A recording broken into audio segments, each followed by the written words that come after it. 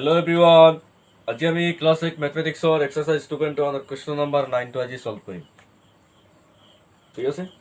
তো ভিডিও আৰম্ভ কৰাৰ আগতে মই তোমালোকক কিছুমান কথা ক'ব বিচাৰো। তোমালোকে এইবিলাক ভিডিওৰ পৰা মোৰ দিয়া ভিডিওৰ পৰা আশা কৰোঁ তোমালোক উপকৃত হৈ আছা। আৰু তোমালোকৰ নিচিনা আৰু বহুত ছাত্ৰ-ছাত্ৰী আছে যিসকলে এইবিলাক ভিডিও যিটো আনন্দৰাম বৰুৱা একাডেমি প্ৰকাশনৰ কিতাপৰ ভিডিঅ'বিলাক তেওঁলোকে পাব বিচাৰি আছে। তো তেওঁলোকে এইবিলাক ভিডিঅ' পাবৰ কাৰণে তোমালোকৰ সহযোগিতা লাগিব। তোমালোকে এই ভিডিঅ'বিলাক তোমালোকৰ বন্ধুবৰ্গৰ সৈতে শ্বেয়াৰ কৰিব লাগিব যাতে তেওঁলোকে আনৰ সৈতে শ্বেয়াৰ কৰিব পাৰে। এনেকৈ আমি ভিডিঅ'বিলাক সকলো ছাত্ৰ ছাত্ৰীলৈ আমি কি কৰিব পাৰি পঠিয়াব পাৰিম। তো সেইটোৰ কাৰণে তোমালোকে সহযোগিতা কৰিব লাগিব। আশা কৰোঁ যে তোমালোকে আমাৰ ভিডিঅ'বিলাক শ্বেয়াৰ কৰিবা আৰু ছাবস্ক্ৰাইব কৰিবা আৰু লগতে লাইকটো কৰিবা যাতে আমি ভিডিঅ'বিলাক সকলোৰ চকুত বাঢ়ি উঠে আৰু সকলো ছাত্ৰ ছাত্ৰীয়ে এইবিলাক ভিডিঅ' পায়। ঠিক আছে? তোমালোকৰ লগত আৰু বহুত ছাত্ৰ ছাত্ৰী এই ভিডিঅ'বোৰৰ পৰা উপকৃত হ'ব পাৰে। ঠিক আছে, আজি আমি ভিডিঅ'টো আৰম্ভ কৰোঁ। কুৱেশ্যন নম্বৰ 9ত আমাৰ দিয়া আছে তলত দিয়াবোৰৰ পৰা এমৰ মান উলিওৱা। ঠিক আছে, ইয়াৰ পাৰ্ট 1 টো চোৱা। 2/9 cubed into 2/9 raised to the power minus 6 is equal to 2/9 raised to the power 2m minus 1.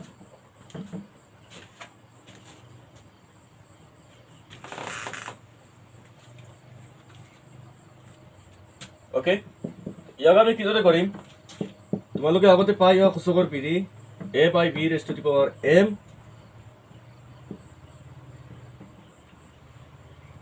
into a by b raised to the power n.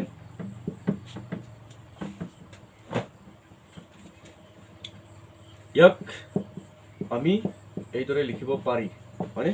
তোমালোকে পাই আহিছা। যদি ভূমি একে থাকে আৰু সূচকবিলাক বেলেগ থাকে দুটা ঘাতৰ পূৰণফলটো কি হ'ব? আমি ইয়াক এইদৰে লিখিব পাৰি। ভূমি এবাৰ লৈ পেলাই সূচকটো যোগ কৰি দিওঁ। তো ইয়াতো দুটা ঘাত দিয়া আছে, হয়নে নহয়? তো ভূমি একে আছে, একে ভূমিৰ ঘাত আৰু সূচক বেলেগ হোক একে কোনো অসুবিধা নাই, যোগ কৰি দিব পাৰি। 2/9 raised to the power 3 minus 6, 3 plus হ'ব নহয় জানো? প্লাছ মাইনাছ 6 এইটোৰে হ'ব প্ৰথমতে। যেনেকৈ a প্লাছ b, চৰি m plus n, m plus n, m plus n, এনৰ ঠাইত মাইনাছ 6 আছে। তেনেকৈ হ'লে আমি এইদৰে লিখিব পাৰি। কিন্তু পিছত চোৱা প্লাছ আৰু মাইনাছ এতিয়া পূৰণ হৈ যাব একেলগে, কাৰণ একেলগে দুইটা আছে নহয়, ব্ৰেকেট উঠাই দিলে কি হ'ব? দুইটা একেলগে পূৰণ হৈ থাকিব। বুজি পাইছা ভালদৰে? অ'কে, তো শেষত গৈ ই কি হ'ব? ইয়াতে প্লাছ চিনৰ ঠাইত মাইনাছ চিনটো আহি যাব। বুজি পাইছা? য'ত ব্ৰেকেট থাকিব তাত পূৰণটো বুজায়, প্লাছ ইয়াৰ লগত পূৰণ হৈ আছে, হয়নে? তো মাইনাছ চিনৰ পৰা প্লাছ চিন হৈ যাব, চৰি প্লাছ চিনৰ পৰা মাইনাছ চিন হৈ যাব। 3 minus 6 আহিব ইয়াতে, আৰু ইয়াত থাকিব কি? 2/9 raised to the power 2 minus 1. 3 minus 6 is equal to কিমান হ'ব? তোমালোকে এতিয়া ইয়াতে হ'ব -3। কিয়? কাৰণ আমাৰ সংখ্যাৰ আগত কি আছে? মাইনাছ চিন আছে। দুইটাৰ আগত চিনবিলাক বেলেগ আছে, বিপৰীত চিহ্নযুক্ত সংখ্যা, গতিকে বিয়োগ হ'ব। আৰু ডাঙৰটোৰ আগত বিয়োগ চিন আছে, সেইকাৰণে এনচাৰত কি বহিব? বিয়োগ চিন বহিব। তেনেকৈ ইয়াত চোৱা, ইয়াততো যেনেকৈ আছে এনেকৈ থাকিব ন, ইয়াতো একো নাই। এতিয়া তোমালোকে এটা বস্তু লক্ষ্য কৰা, ইয়াতে দুটা একে ভূমিযুক্ত ঘাত, কি কৰিছে? সমান বুলি দেখুৱাই আছে, সমান চিন মাজত আছে নহয়, আৰু দুইফালে দুটা ঘাত আছে আৰু একে ভূমিযুক্ত ঘাত, অৰ্থাৎ 2/9 একে ঘাতলৈ উন্নীত কৰা হৈছে। তাৰ অৰ্থটো হ'ল যদি এটা সংখ্যা লওঁ আমি 2 কিউবড, আকৌ মই 2 raised to the power 4 লওঁ, তেতিয়াহ'লে এই দুইটা সমান হ'ব নেকি? নহয়, এই দুইটা সমান নহয়। আৰু ইহঁতক কি কৰা হোৱা নাই? একে ঘাতলৈ উন্নীত কৰা হোৱা নাই। ইয়াত তৃতীয় ঘাতলৈ উন্নীত কৰা হৈছে আৰু ইয়াত চতুৰ্থ ঘাতলৈ, গতিকে দুইটা ঘাত সমান নহয়। তো য'ত আমি যেনেকৈ পাম যে ভূমি একে আছে, ঘাটো একে আছে, সূচকটো একে হ'ব লাগিব। কাৰণ সূচকটোৱে আমাক কি বুজাব? যে কিমান ঘাতলৈ সংখ্যাটো উন্নীত কৰা হৈ আছে। যদি একে ঘাতলৈ উন্নীত কৰা হয় তেতিয়া সূচকটো সমান থাকিব লাগিব। যেনেকৈ 2 কিউব থাকিলে ইয়াতো 2 কিউব থাকিব লাগিব, তেতিয়া একে ঘাতলৈ উন্নীত হ'ব, কাৰণ সূচকটো একে, ভূমিটো একেই আছে, হয়নে নহয়? একেটা সংখ্যা আছে। তো একেটা সংখ্যা একে ঘাতলৈ উন্নীত হ'বলৈ হ'লে সূচকটো একে হ'ব হোৱাটোৰ দৰকাৰ তেতিয়া এই দুইটা ঘাত ইকুৱেল হ'ব ইয়াতো যদি 9 আহিব ইয়াতো 9 আহিব তো ইয়াত তেনেকৈ দেখুৱাইছে দুইটা ভূমি একে দুইটা ঘাতো একে 2/9 দুইটা ঘাত ইয়াত 2/9 এটা ঘাত দি আছে ইয়াত এটা ঘাত দি আছে দুইটা ঘাত ইকুৱেল এইটো ইকুৱেল কেতিয়া হ'ব যেতিয়া সূচক দুইটা ইকুৱেল বুজি পাইছা আমি ইয়াৰ পৰা আমি ক'ব পাৰিম অৰ্থাৎ বাইট ইমপ্লাইজ -3 মানে ই সূচায় যে সূচক দুইটা সমান হ'ব লাগে তো তোমালোকে মনত ৰাখিবা য'ত ভূমি দুটা একে আৰু সিহঁতৰ গাঁত দুটা একে তাত সূচক দুইটাও একে হ'ব লাগিব কিয় লাগিব মই বুজাই দিছোঁ ইয়াতে যে সূচক দুইটা বেলেগ হোৱাৰ কাৰণে গাঁত দুইটা বেলেগ হ'ব বুজি পাইছা ভূমি একে হ'লেও কোনো পৰিৱৰ্তন নাই ভূমি একে হৈ আছে কিন্তু সিহঁতৰ গাঁতটো বেলেগ কিয় কাৰণে হৈছে সূচক বেলেগ ইয়াত গাঁত ইকুৱেল দিছে মানে কি সূচকটো ইকুৱেল এতিয়া -3 = 2m - 1 নহয় জানো -1 মই এইফালে পঠিয়াই দি আছোঁ বা -1টো ইয়াৰ পৰা আঁতৰাব বিচাৰিছোঁ তেতিয়া কি কৰিম দুইফালে 1 যোগ কৰি দিলে হৈ যাব হয়নে নহয় তো 1 যোগ কৰি দিলে ইয়াতে যদি 1 যোগ কৰোঁ মই ইয়াত এটা 1 লাগিব যোগ কৰিবলৈ হ'লে ৰাইট দুইফালে একেটা 1 দিব লাগিব তো যোগ কৰিলে কি হ'ব ইয়াতে 1 - 3 আহিব এইদৰে আৰু ইয়াতে 0 হৈ যাব নাইকিয়া হৈ যাব তো এইদৰে নকৰি পেলাই আমি ডাইৰেক্ট এইদৰে ক'ব পাৰি সমীকৰণৰ ক্ষেত্ৰত তোমালোকে জানা এইবিলাক -1 এইফালে পঠিয়াই দিলে কি হ'ব -3 + 1 হৈ যাব মানে -1 গুণাত্মক বিপৰীত যোগাত্মক বিপৰীত আহি পেলাই যোগ হ'ব ইয়াতে বুজি পাইছা অ'কে বা ইয়াৰ আগত চিনটো বেলেগ হৈ যাব এইদৰে ক'ব পাৰা তোমালোকে যিদৰে ইচ্ছা হয় এতিয়া 2m আছে নহয় ইয়াতে 2m থাকিব মই এইটো অলপ মুচি পেলাই ওপৰত লিখি দি আছোঁ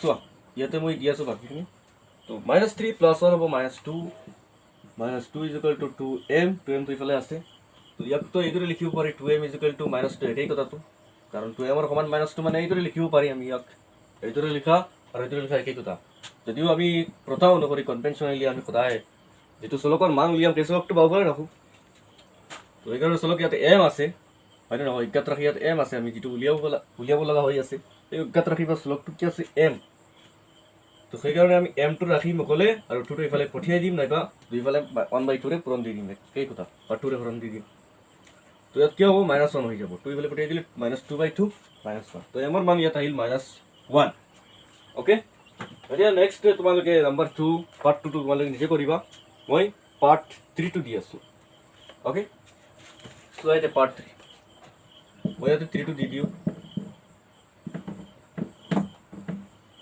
3 টো চোৱা কি আছে 11/7 ⁵ 35/11 right ⁵ 5 = 5m এতিয়া সূচকৰ বিধি তোমালোকে এটা পাইছিলা মই ইয়াতে লিখি দিওঁ নেকি হ'ব ইয়াতে লিখি দিলে হ'ব a/b ঠিক আছে a/b m into c/d m দুইটা সূচক একে কিন্তু ভূমি বেলেগ তেতিয়া তেনেকুৱা ক্ষেত্ৰত আমি কি কৰোঁ দুইটা ভূমি কি কৰোঁ পূৰণ দি দিওঁ আৰু একেটা সূচক আমি কি কৰোঁ বহুৱাই দিওঁ ব্ৰেকেটৰ ভিতৰত সোমোৱাই মানে একে গাঁতলৈ দুইটাৰ পূৰণফলনিত কৰোঁ দুইটাক বেলেগ বেলেগকৈ গাঁতলৈ দুইটাক বেলেগ বেলেগকৈ ইমান সংখ্যক গাঁতলৈ উন্নীত কৰা দুইটাৰ পূৰণফল লৈ পেলাই সেই একে গাঁতলৈ উন্নীত কৰাটো একেই বুজা বুজি পাইছা তো এইদৰে আমি ফৰ্মুলা অনুসৰি বা বিধি অনুসৰি আমি ক'ব পাৰি ইয়াত তেনেদৰে দুইটা সূচক একে আছে দুইটা পূৰণফল ল'ব লাগে আৰু পূৰণফলটো 5 নম্বৰ গাঁতলৈ উন্নীত কৰি দিব লাগে বা সূচকটো বহুৱাই দিব লাগে ঠিক আছে আৰু ইয়াত থাকিব 5m ইয়াত চোৱা 7ৰে আমি 35 ডিভাইড কৰি দিব পাৰি ক্ৰছ কেঞ্চেলেশ্যন বুলি কোৱা হয় তোমালোকে পাই আহিছা এইবিলাক কেনেকৈ কেঞ্চেল কৰিব পাৰি যদি ইয়াত মাজত পূৰণচিহ্ন আছে তো এটা পৰিমেয় সংখ্যাৰ ক্ষেত্ৰত আমি কি কৰোঁ লব আৰু হৰক আমি উভয়কে এটা অশূন্য সংখ্যাৰে হৰণ দিব পাৰোঁ পূৰণ দিব পাৰোঁ তো ইয়াত হৰণ দিলে আমি পাই যাওঁ তো ইয়াত পৰিমেয় সংখ্যা কেনেদৰে পাব পাৰি যিহেতু ইয়াত 7টো আছে বেলেগ এটা সংখ্যাৰ তলত বেলেগ এটা পৰিমেয় সংখ্যাৰ ক্ষেত্ৰত আছে, পৰিমেয় সংখ্যাৰ আণ্ডাৰত আছে, আমি কেনেদৰে আনিব পাৰি 35/7 আমি আনিব পাৰি তোমালোকে জানা আগতে। আকৌ ইয়াকো 11 আৰু 11 কাটিব পাৰি। আগে মই মেলটিপ্লাই দি আছোঁ তোমালোকক। যদি 11/7 এইদৰে থাকে তোমালোকে এইটো জানা যে ইয়াক এইদৰে আমি লিখিব পাৰি, ৰাইট। তো এইদৰে লিখিলে আমি যদি উল্টাই দিওঁ এনেকৈ 35 × 11 বনাই দিওঁ, পৰম বিনিময় বিধিটো মানি চলে পূৰণৰ ক্ষেত্ৰত পৰিমেয় সংখ্যাবোৰে বা অখণ্ড সংখ্যাবোৰে। উল্টাই দিলে কি হ'ব, ইয়াত এটা পৰিমেয় সংখ্যা ইয়াত এটা পৰিমেয় সংখ্যা আহি যাব নে নাই, আহি যাব। সিহঁত লৈ পেলাই কি হ'ব, এনেদৰে কাটিব পাৰি আমি। ইয়াত পৰিমেয় সংখ্যা হোৱাৰ পিছত কি হ'ব, দুইটাক উভয়কে 35/7ক 7 দিব পাৰিম। তো ইয়াক ইমানখিনি নানি পেলাই ইয়াত দি দিলে হৈ গ'ল, বুজি পাইছা। তো এইখিনি কথা তোমালোকে চেপ্টাৰ 1 পাই আহিছা, মই আৰু ডিটেইলছ বুজাই দিব নালাগে। তো ইয়াত থাকিব কিমান 5, 7ৰে 35ক হৰণ দিলে 5 থাকিব ভাগফল। তো 5^5 থাকিব, ইয়াত আৰু একো নাথাকে, কাৰণ ইয়াতে 1 থাকিব, ইয়াতে 1 থাকিব, তো 1 থাকিব বুলি আমি ধৰিব পাৰি।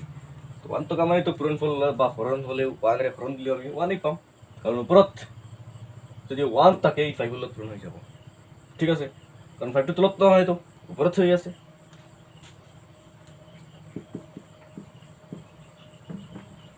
ইয়াত 5^m থাকিল, দুইটা ভূমি একে, তোমালোকে এইমাত্ৰ পাই আহিছা ভূমি একে হ'লে আৰু গাত দুইটা সমান থাকিলে কোচত দুইটা সমান হ'ব লাগে। তো ইয়াতে 5 = m মানে m ৰ মান 5, তো ইয়াত m ৰ মান 5 আহিছে তোমালোকৰ সন্মুখত দেখা পাইছা।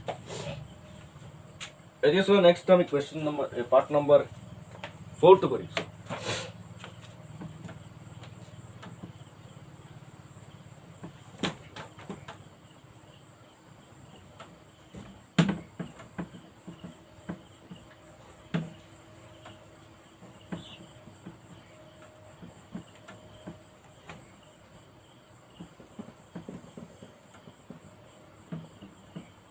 পাৰ্ট নম্বৰ 4, মই 4টো ইয়াত দি আছোঁ চোৱা।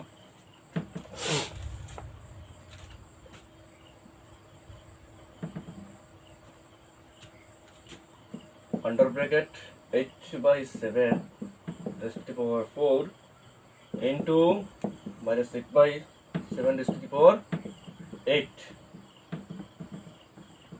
whole raised to the power minus 5.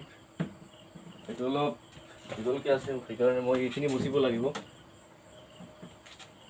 তোমালোকে এইটো নোট কৰি লৈছা, আই হোপ। মই ইয়াতে মুচি দি আছোঁ, নোট কৰি লৈ লোৱা।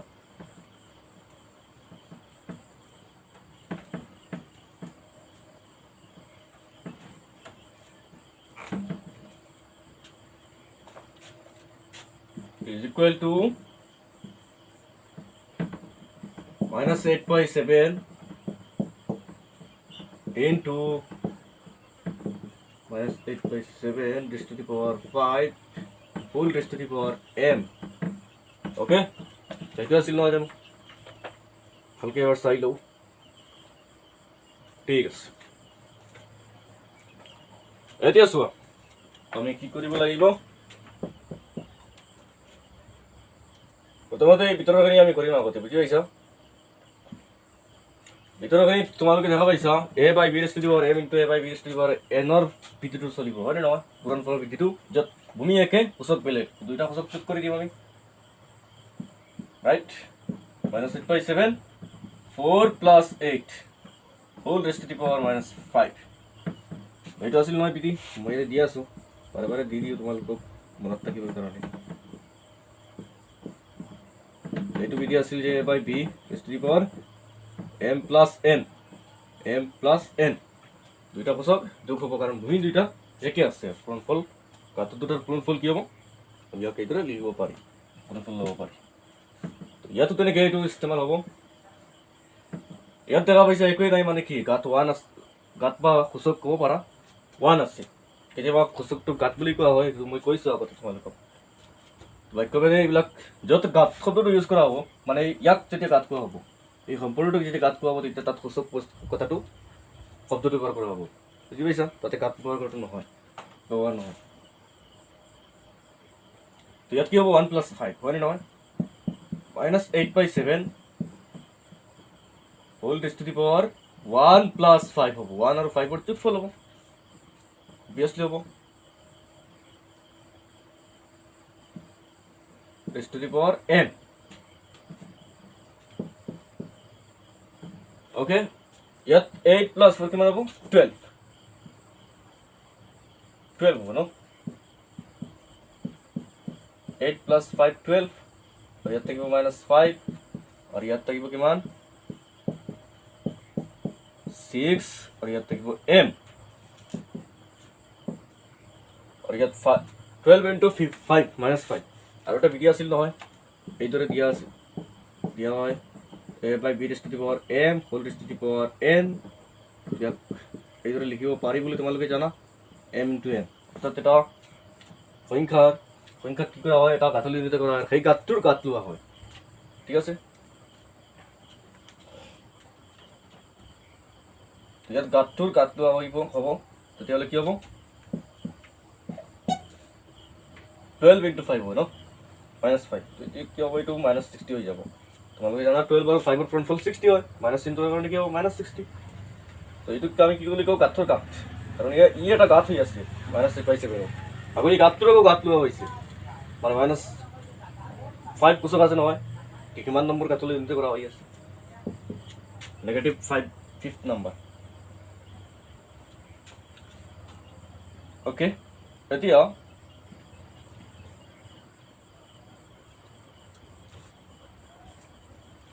ইয়াতো তেনেকৈ আমি পূৰণ কৰি দিওঁ নহয় জানো 6 আৰু m ৰ গুণফল 6m হ'ব ওকে এতিয়া চোৱা এক মিনিট ইয়াতে মাইনাছ আছিল সৰি দুইটা ভূমি একে আৰু দুইটা গাঁথ ইকুৱেল বুলি দেখুৱাই আছে মানে সূচকবিলাক একে হ'লে এইটো সম্ভৱ হ'ব সূচকবিলাক ইয়া বুজাই আছে কি সূচকবিলাক equal it implies -60 is equal to 6m okay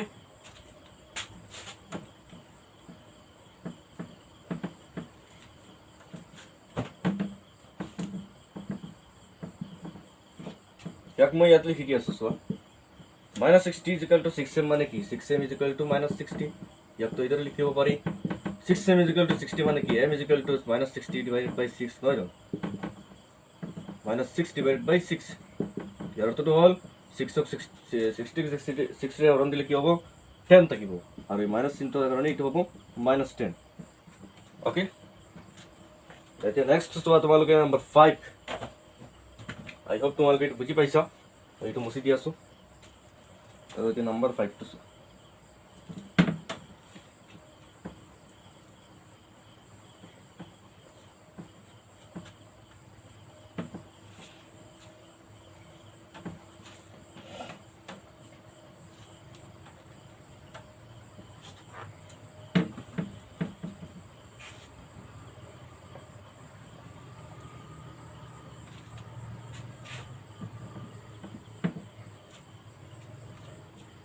Number 5 to क्या से 2 into 2 raised to the power m into 2 raised to the power m plus 1 is equal to 32 तो यात আমি কি কৰিম ইয়াত চোৱা ডট কি আছে ডটটো পূৰণফল বুজাই আছে বুজি পাইছা ডটটো কি বুজাই আছে পূৰণফল দুইটা ভূমি একে আৰু কোষক বিলাক বেলেগ তেতিয়া কি কৰোঁ আমি দুইটা কোষক যোগ কৰি দিওঁ ৰাইট ইয়াত বেলেগ একো নহয় এই ফৰ্মুলাটো ব্যৱহাৰ কৰা হৈ আছে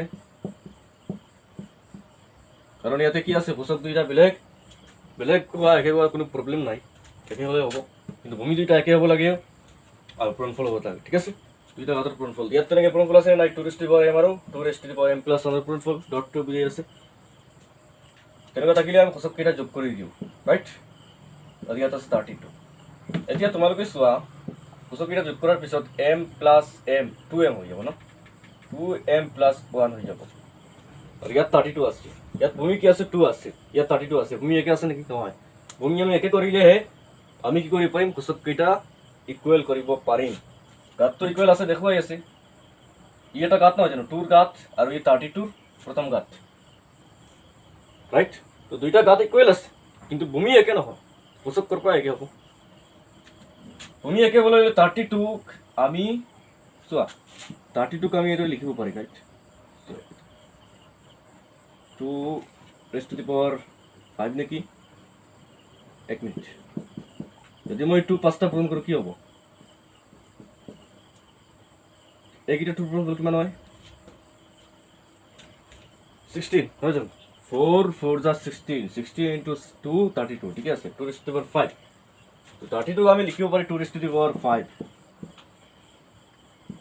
ইয়াক বনাই দিওঁ মানে মই 2 raised to the power 5 কে লিখি আছো কাৰণ মই ভূমিটো 2 বনাব বিচাৰি আছো যাতে ইয়াতে ভূমি একে ইয়াতো একে হ'ব লাগে আৰু গাতটো একে আছে সমান চিন মাজত আছে তেতিয়া সূচক কেইটা কি হ'ব ইকুৱেল হ'ব और 1 पे पहले पुटिए दिले কি হবে 5 - 1 মানে কি 4 রাইট 2m = 4 তো m = কি হবে 2 হবে না m = 2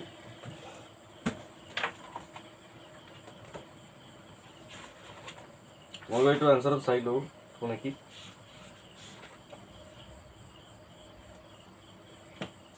ঠিক আছে প্রশ্ন নম্বর 2 মানকৰ এটা কথা ক'বলৈ কি আছিল মই নাম্বাৰ 2 5 আহিছিল নেকি অঁ ইয়াতে 5 আহিছিল ন মোৰ এনসার এইটো বেলেগ দিয়া আছে এইটো ভুলকে দিয়া আছে -6 এইটো 5 হ'ব নাম্বার 2 নহয় সরি 3 3 টো আছে এনসার -6 কি আছে এইটো 5 হ'ব এইটো এইটো দিয়া আছে ঠিকই আছে m = 2 এই নেক্সট আমি নাম্বার 6 টো চাম এইটো তোমালোকে অলপ ভালকে বুজি ল'বা 6 টো অলপ বেলেগকে দিয়া আছে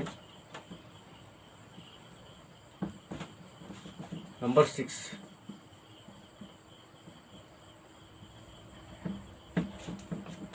यात की আছে 2 raised to the power m upon 2 raised to the power 3m is equal to 1/64 okay यात की বুঝে আছে 2 এটা ঘাতক আনটো ঘাতৰে হৰণ দি আছে না হৰণ ভাগফল বুঝে আছে এতে এই হৰণৰ ক্ষেত্ৰত কি হয় মই ইয়াতে লিখি দিওঁ নেকি হৰণৰ ক্ষেত্ৰত আমি জানো দুটা ভূমি একে থাকিলে সূচক বেলেগ হোৱাৰ একে হোক সূচক কেইটা কি হয় বিয়োগ হয় ন m - n ইয়াত সূচক কেইটা বিয়োগ হ'ব যদি মই এনেকৈ লিখি দিওঁ ভূমি এটা লৈ পেলাই তাহলে m - 3m হ'ব ৰাইট এইটো সূচকৰ পৰা এইটো কি হ'ব প্ৰথমটোৰ পৰা দ্বিতীয়টো ওপৰটোৰ পৰা তলৰটো ৰাইট আৰু 1/64 মই লিখিব পাৰো 64 raised to the power -1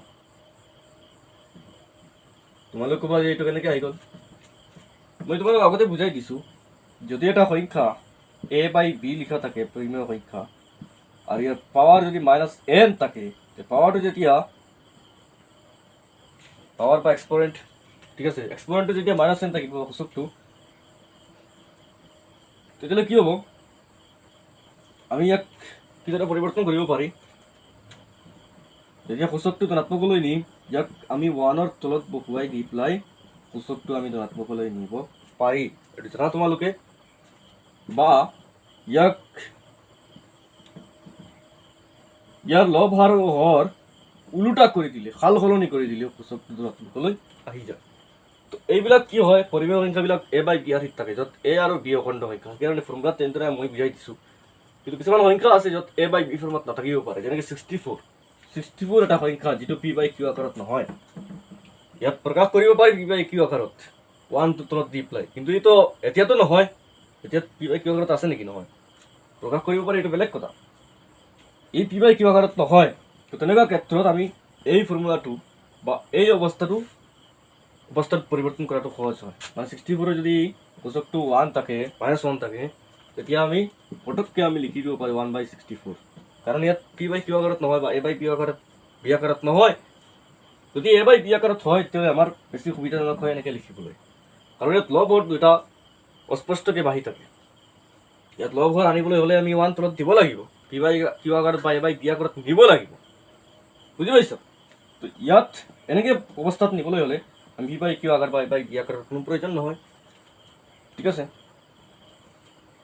তো 64 যদি নেগেটিভ সূচকযুক্ত থাকে নেগেটিভ এক্সপোনেন্টযুক্ত তেতিয়াহ'লে আমি ইয়াক এইদৰে লিখিব পাৰি 1ৰ তলত বা এটা সংখ্যা মই এনেকৈ লৈ আছোঁ 3/2 ইয়াৰ সূচকটো ধৰি লোৱা -2 আছে বা যেই হওক মই ইয়াত -1 -2 যেই লৈছোঁ একেই কথা ইয়াক মই এইদৰে লিখিব পাৰোঁ এইটো ৰাইট সূচকটো ধনাত্মক কৰিবলৈ এইদৰে লিখিব পাৰোঁ মই এইখিনি মুচি আছোঁ তলৰখিনি এইখিনি ইণ্টাৰেক্ট কৰি আছোঁ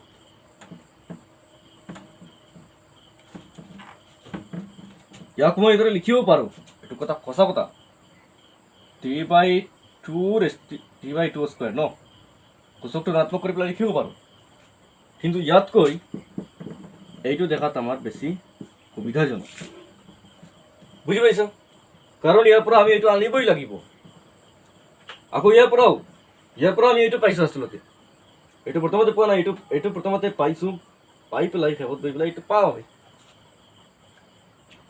বুজি পাইছ? এইটো পালে আমি ইয়াৰ পৰা পাব পাৰি এইটো, তো এইটোৰ পৰা আমি এইটো আনিব লাগিব শেষত গৈ পেলাই। তো সেইকাৰণে আমি এনেকৈ আগতে কৰি দিলে ঠিকেই আছে। য'ত a/b আকাৰত সংখ্যা টুকুৰাকেইটাৰ কথা কৈ আছোঁ। যদি a/b আকাৰত নহয় 64 যেনেকৈ, তেতিয়া আমি এনেদৰে নকৰি এনেদৰে কৰিলেই হৈ গ'ল। এনেদৰে কৰিলে পাৰিবা, কোনো অসুবিধা নাই। যদি মই 64 ৰেজ টু দি পাৱাৰ কি আছিল -1, ইয়াক যদি মই কওঁ যে 64/1 ৰেজ টু দি পাৱাৰ -1, তেতিয়াহ'লে a/b আকাৰত আহি গ'ল নে নাই? ইয়াক এইদৰে লিখিলে কি হ'ব? এইদৰে লিখিলে 1/64 হ'ব, উলটি যাব, 1/64 ৰেজ টু দি পাৱাৰ 1 হ'ব, ৰাইট? তেওঁলোকে কি হ'ব? 1/64 হ'ব। দেখিবা নেকি তোমালোকে? ইয়াক যদি মই এইদৰে লিখোঁ, মানে সূচকটো ঋণাত্মক কৰাৰ ক্ষেত্ৰত 1/64 লিখিম, সূচকটো 1 আছে, শেষত কি হ'ব? প্ৰতিটো সূচক 1 থাকিব ন, এইটো এটা ফৰ্মুলা আছিল নহয়, বিধি আছিল, সেই অনুসৰি শেষত গৈ পেলাই কি হ'ব? 1/64 আহিব। তো এনেদৰে লিখি পেলাই ইমান দীঘল নকৰাকৈ ডাইৰেক্ট লিখি দিব পাৰি যে 1/64, এনেদৰে দেখি পেলাই এইটো ব্যৱহাৰ কৰি পেলাই। তো এইটো ব্যৱহাৰ হ'ব কেতিয়া? যেতিয়া a/b আকাৰত নথকা সংখ্যা থাকিব, তেতিয়া আমাৰ সহজতে এইটো ব্যৱহাৰ কৰিলে হৈ যায়, এইটো কৰাতকৈ। তো সেইকাৰণে ইয়াত আমাৰ দিয়া আছে 64 ৰেজ টু দি পাৱাৰ -1, মানে ই কি বুজাই আছে? সৰি, 1/64 দিয়া আছে মানে কি বুজাই আছে? যে 64 ৰেজ টু দি পাৱাৰ -1, কাৰণ ইয়াৰ পৰা আমি এইটো পাওঁ যিকোনো অৱস্থাত কৰিলে, যিকোনো ধৰণে কৰিলে। ইয়াত দুটা ধৰণ দেখুৱাই আছোঁ, যিকোনো ধৰণে কৰিলে পাবা।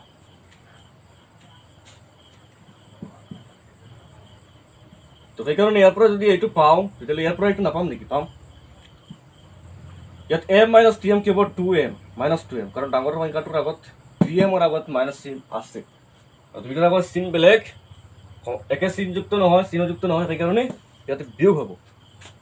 আৰু 64ক মই 2 ভূমিযুক্ত বনাম, কাৰণ ভূমি একে হ'ব লাগিব, আগত দেখা পাইছা। 64ক যদি ভূমি 2 হিচাপে বনাম, তেতিয়াহ'লে 64ক আমি চোৱা 2 ৰেজ টু দি পাৱাৰ 6 হিচাপে প্ৰকাশ কৰিব পাৰি সূচকীয় ৰূপত। তোমালোকে জানা, মই লিখি দি আছোঁ ইয়াতে। 64 মানে কি? 8 × 8, ৰাইট? 2 কিউবটোত আমাৰ কি আহে? 8, আকৌ 2 কিউব লাগিব ন, দুটা 8 পূৰণ হ'বলৈ হ'লে 2 কিউব লাগিব। দুইটা 2 কিউবটোত পূৰণ হ'লে হ'ব 64। আৰু যদি আমি সূচকৰ বিধি লগাওঁ, তেতিয়াহ'লে 3 + 3 যোগ হ'লে আমাৰ কি থাকিব? 2 ভূমিযুক্ত ৰাখিলে কি থাকিব? 2 ৰেজ টু দি পাৱাৰ 6। তো ইয়াত 6 থাকিব, আৰু সূচকটো -1 আগতেই আছিল, মই কেৱল 64ক 2 ৰেজ টু দি পাৱাৰ 6 প্ৰকাশ কৰিছোঁ সূচকীয় ৰূপত। নেক্সট চোৱা, 6ৰ লগত -1 পূৰণ কৰিলে -6 আহি যাব। ইয়াত দেখা পাইছা ভূমি একে, মানে কি সূচক দুইটা একে হ'ব লাগে, -6।